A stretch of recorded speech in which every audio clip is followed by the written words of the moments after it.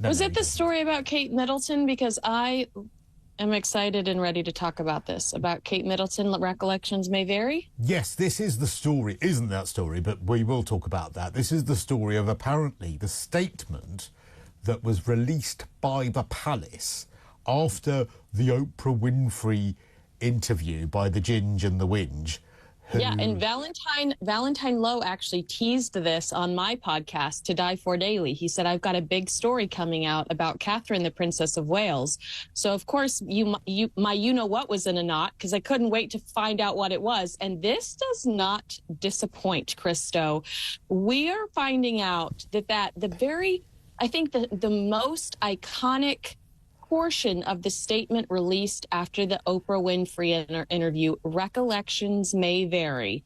That was a statement that was suggested by a brand new employee of William and Catherine. She'd only been there about 3 weeks, I believe. And there was a big debate about whether or not to keep that sentence within the statement. And it was William and Catherine, but specifically Catherine, that pushed to leave the sentence, recollections may vary, in the post-Oprah statement. And her opinion was, this is going to go down in history. We have to come down harder. People are going to remember us for this moment. And, I think we're seeing Catherine a little bit in her boss girl era. I think that this is like a good era for her. Yeah, because you're quite right. The statement says, whilst recollections may vary, we're sorry to hear that Harry and Meghan had a terrible time. They remain valued members of the we love family. them. They're valued members of the family. And all of this. But it was the whilst recollections may vary, which was the absolutely iconic line, the line that everyone referred to. And it was sort of subtle yet deadly is probably how I would describe that line, because it was brilliantly subtle in saying, well, recollections may vary, but if you looked beyond that you saw them essentially saying, we're not sure we completely believe your version of events. But they were saying it in a very, very subtle and very, very regal way. And as you're quite right, Valentine Lowe, in his latest book, I think it's called Courtiers, isn't it? Yes, this is an updated version, because it does exist already. There is an older version out. And in that book, he says, actually, it was Kate that pushed, the now Princess of Wales, that really pushed for this line to be in the statement, because, as you're quite right, she was saying that history will judge this, and if we don't put out something to say, look, you can't take this as fact, in decades, in even centuries to come, people will look at the words of Harry and Meghan and take them as fact. Right. Absolutely. And if you look at other parts of that statement, I believe it was, they're valued and loved members they will always be valued and loved members of the royal family.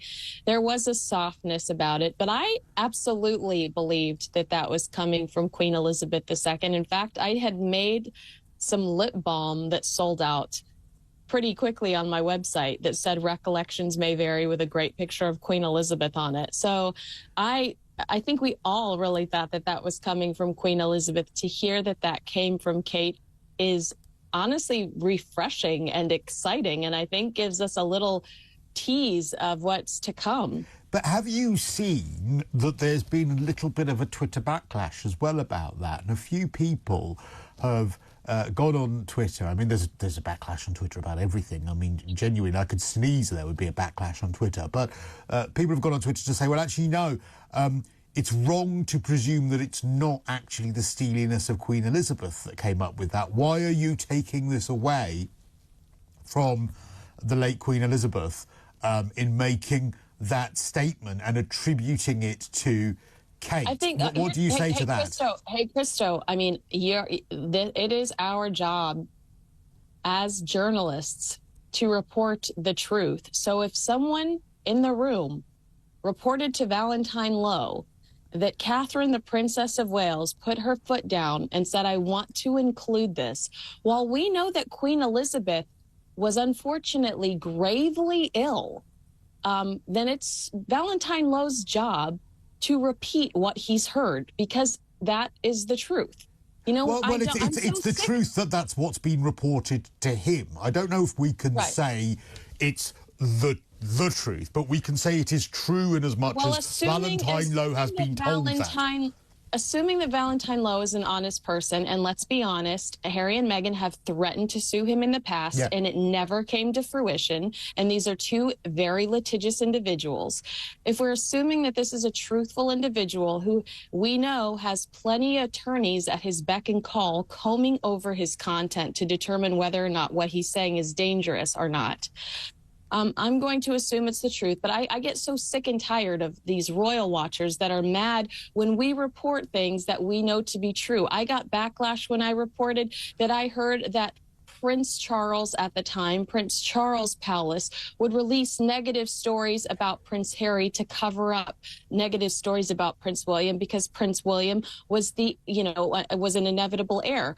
That was the truth. Why are you tearing into me? It's history is history, and this is such a delicate family where history is so important. I don't understand how these people can get fired up about us repeating the truth. Can I say something else? And I almost think that whether it is I think, again, when I say true, I think it's true it was told to Valentine Lowe. I don't believe Valentine Lowe has made it up. What I'm saying is that sometimes someone's sources exaggerate or don't get the version of events right. I believe that Valentine Lowe was told this. It's whether the person that told him is completely accurate, whether he's verified that source. But the point that I would like to make is this. Let's assume that actually it did come from Queen Elizabeth, and that within Chinese whispers or somehow it is being attributed wrongly to Kate, right? I don't think Queen Elizabeth would care. I think Queen Elizabeth would actually be happy that it was being attributed to Kate, because, again, Queen Elizabeth was all about the succession. And if the future Queen gets credit for something that is positive within the royal family, even if it didn't come from that future Queen, the Queen as she was, Queen Elizabeth, I believe, would probably just say, you know what, that's fine, because it is all about the succession. I have no problem with that. And so I actually do believe it came from Kate. I believe that Valentine Lowe is a really good source. But the point is, those people who are complaining, oh, my God, it probably was Queen Elizabeth, you know what? She wouldn't care. She wouldn't care that it wasn't being attributed to her, because this shows that the succession is in safe hands. I agree with you. Absolutely. 100%. And also it shows that Kate, the Princess of Wales as she is now, Kate as she was at the time, is steelier than perhaps we think. And that a lot of commentators say she plays the long game. And she's really focused on raising the children. She's really focused on being a good wife, really focused on sort of just keeping her head down and making sure that her duties are carried out. And eventually, you always have a tough time when you join the family, but eventually the public fall in love with you for that, and you become a national treasure. She is absolutely, and I'm using the word absolutely too much, but she is definitely a national treasure. I think that's disappointing that there's backlash over it. I think, we want the future of the monarchy to appear strong. I think we desperately want somebody to put their foot down when it comes to Harry and Meghan. So the idea that Catherine it is strong enough to say, no, we need to be firmer when it comes to them, we need to push back when it comes to them, gives me some hope that they... Welcome back to Royal Sussex Squad. If you haven't already, go ahead and hit that subscribe button and turn on notifications, because we are here to set the record straight when it comes to Prince Harry and Meghan. The royal media machine is at it again, spinning stories to paint their favourites in a glowing light while undermining the Sussexes.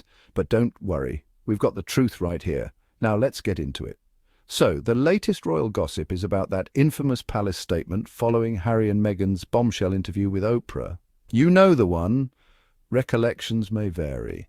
This phrase has been repeated over and over by royalists as if it was some kind of masterstroke. Well, guess what? We now know who was behind it, none other than Kate Middleton herself. Yes, according to Valentine Lowe's latest updates in courtiers, it was Kate who pushed for that passive-aggressive, dismissive line. Apparently, she thought it would go down in history. Oh, it's gone down in history, all right, as one of the most cowardly, gaslighting responses to someone speaking their truth. Meghan bravely revealed the racism, coldness, and outright cruelty she faced, and rather than acknowledge it, the palace chose to dismiss her experiences entirely.